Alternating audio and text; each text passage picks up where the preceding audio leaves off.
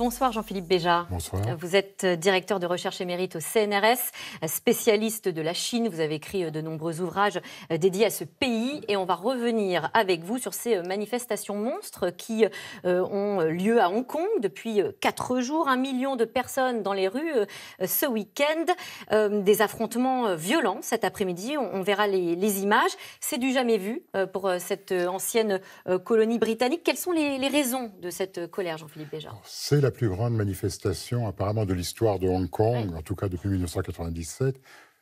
1 million de manifestants, ça veut dire une personne sur 7. Ça veut dire en France 9 millions de manifestants. Il faut, pour avoir un peu une idée de l'échelle. Pourquoi ? Alors parce que le gouvernement propose un amendement à la loi sur l'extradition.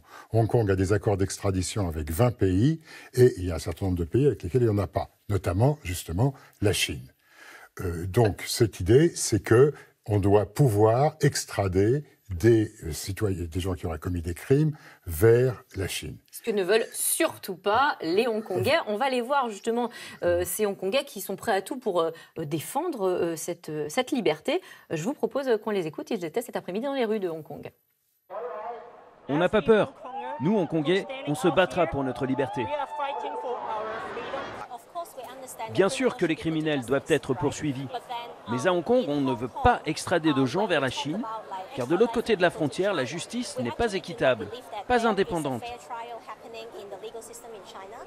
Ici, nous croyons en la présomption d'innocence. Il n'y en a pas en Chine. Alors, pour bien comprendre, il faut rappeler le statut spécifique dont bénéficie Hong Kong. C'est une ancienne colonie britannique. Voilà. Hong Kong était une ancienne colonie britannique qui est revenue à la mère patrie, à la Chine, à la suite d'une déclaration conjointe sino-britannique qui a été signée en 1984, selon laquelle on avait un pays, deux systèmes. C'est-à-dire que la Chine continentale conserve son système socialiste, la dictature du Parti communiste, l'absence de liberté fondamentale, etc., même si on ne le dit pas comme ça. Mais Hong Kong devait garder son système capitaliste et son autonomie, en quelque sorte. Oui, enfin, c'est-à-dire un système différent dans lequel Hong Kong aurait donc un haut degré d'autonomie et fonctionnerait selon une constitution propre, qui est la loi fondamentale, et qui permet de garantir l'ensemble des libertés fondamentales. Un exemple, la Chine n'a pas ratifié les pactes sur les libertés civiles et politiques de l'ONU.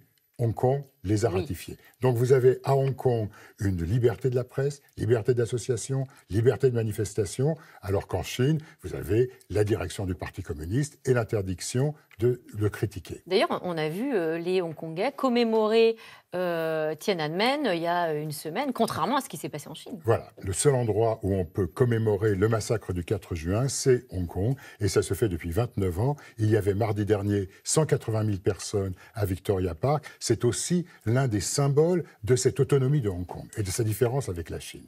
On a vu des images d'affrontements violents aujourd'hui. La tension monte d'un cran, en tout cas par rapport à ce week-end, où c'était davantage dans un relatif calme. Est-ce qu'il y a des risques de dérapage si les Hongkongais ne lâchent pas la rue ? Écoutez, le problème, c'est plutôt si le gouvernement ne recule pas. Quand vous avez 1/7 de la population qui vous demande d'abroger, de ne pas adopter une proposition de loi, et que vous dites ça ne change rien, nous continuerons à la faire passer, il y a un vrai problème. S'il n'y a pas de discussion de la part du gouvernement, si le gouvernement ne bouge pas, il est évident qu'il risque d'y avoir un emballement des choses. Et ça pourrait se propager, justement. Est-ce qu'il pourrait y avoir une propagation de la colère Parce que c'est ce que craint Pékin. Je ne vais pas jusqu'à vous demander s'il pourrait y avoir un printemps chinois, mais... Si vous voulez, le fait est que si les Hongkongais, dans le raisonnement des dirigeants de Pékin, de Xi Jinping, c'est si Hong Kong obtient le retrait de cette proposition de loi, à la suite d'énormes manifestations, ça risque de faire tache d'huile. Vous savez, entre Hong Kong et la province limitrophe du Guangdong, il y a énormément de passages. tout le monde regarde la télévision de Hong Kong. Tout le monde sait ce qui se passe à Hong Kong, dans la province du Guangdong. Et ailleurs en Chine, les gens qui sautent le mur, la Grande Muraille. Donc ils ont peur de cela. Donc il faut tenir, ils se disent, il faut tenir coûte que coûte. Et si vous voulez, la répression, le refus de bouger s'explique largement par ça. Mais ça s'explique aussi par autre chose. C'est-à-dire que cette possibilité d'avoir l'extradition, c'est aussi un moyen de limiter la liberté d'expression à Hong Kong. En 2015, des éditeurs de Hong Kong qui voulaient publier un livre qui dénonçait, enfin qui donnait un certain nombre d'informations sur la vie privée de Xi Jinping, disons, ont été enlevés à Hong Kong. Ils ont été enlevés à Hong Kong et ramenés en Chine, où ils ont été jugés. Cet amendement à l'acte d'extradition permettrait de le faire légalement. On n'aurait pas besoin de kidnapper, ce serait exact. Ce qui se passerait, par exemple, quelqu'un qui, en Chine, critiquerait le Parti communiste chinois et repartirait à Hong Kong, pourrait très bien être extradé, car la Chine dirait il s'agit d'un crime de subversion. Qui est dans le viseur, justement, de Pékin ? Alors, bien sûr, tous les opposants politiques. Les intellectuels. Possibles. Oui, alors le problème aussi pour les enseignants de Hong Kong, par exemple, pour les universités, pour les journalistes, pour les éditeurs, mais aussi pour les hommes d'affaires, parce que... Au lieu de la finance internationale, Hong Kong. Hong Kong est un grand lieu de la finance, et si vous voulez, ce qui se passe, c'est que quand vous faites des affaires en Chine, très souvent, vous êtes obligé de donner des pots de vin, ou alors vous risquez de vexer quelqu'un. Or, on peut vous accuser de corruption. Donc si le gouvernement de la province du Guangdong dit « Monsieur Li est coupable de corruption », il a beau être à Hong Kong, on le renverra devant les tribunaux chinois. Et ça marche aussi pour les expatriés. Il y a beaucoup d'entreprises internationales qui ont leur siège social, qui font affaire à Hong Kong. Et il y a plus de 100 000 étrangers qui sont à Hong Kong, non seulement pour les expatriés, mais aussi pour les gens qui seraient de passage à Hong Kong. C'est-à-dire que si vous êtes dans l'aéroport de Hong Kong en transit... Un Français, un Américain, un Britannique. Vous risquez effectivement d'être envoyé en Chine pour avoir un procès. Alors, on a entendu ce midi Londres appeler Hong Kong, intervenir en disant « Écoutez les inquiétudes de vos concitoyens, on vous demande de supprimer ce texte ». Est-ce que ça peut influencer le choix des autorités ? Alors Londres, c'est quand même la moindre des choses, puisqu'ils étaient, rappelons-le, la puissance coloniale de Hong Kong, et c'est eux qui ont négocié avec la Chine. Ils sont donc un peu comptables de l'application de la déclaration conjointe. Le gouvernement a parlé d'une suspension du texte sine die. Il joue la montre ? Alors, voilà, la question qui se pose, on a un précédent. C'était en 2003, lorsqu'il y avait l'article 23 sur la subversion.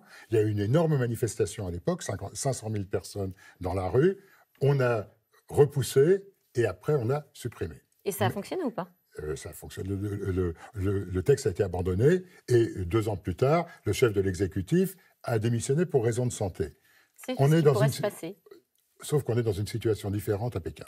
On avait à l'époque Hu Jintao, qui était un leader relativement faible. On a aujourd'hui à Pékin Xi Jinping, qui veut absolument rétablir les contrôles. Il a commencé par rétablir le contrôle sur la société chinoise, et maintenant l'idée, c'est de le faire sur Hong Kong. Mais c'est quelque chose à double tranchant. Si les menaces de Londres, et pas seulement de Londres, au fond, tous les pays occidentaux, tous les pays qui travaillent à Hong Kong et qui reconnaissent la différence entre les deux systèmes. Hong Kong est membre de l'OMC. Hong Kong est considéré... On comprend bien que pour l'instant, ça ne va pas être suspendu comme ça, abrogé comme ça. On va suivre ça de près. Je suis obligée de vous couper parce que nous devons laisser la place à C'est dans l'air qui nous suit. Mais évidemment, on vous réinvitera sur notre plateau si ces manifestations continuent. Merci à vous. Merci Jean-Philippe Béja d'être venu sur C'est-à-dire ce soir. Tout de suite, C'est dans l'air avec Caroline Roux qui revient sur le discours de politique générale d'Édouard Philippe. L'émission est intitulée ce soir Édouard Philippe, quoi de neuf pour l'acte 2 ? Ne bougez pas.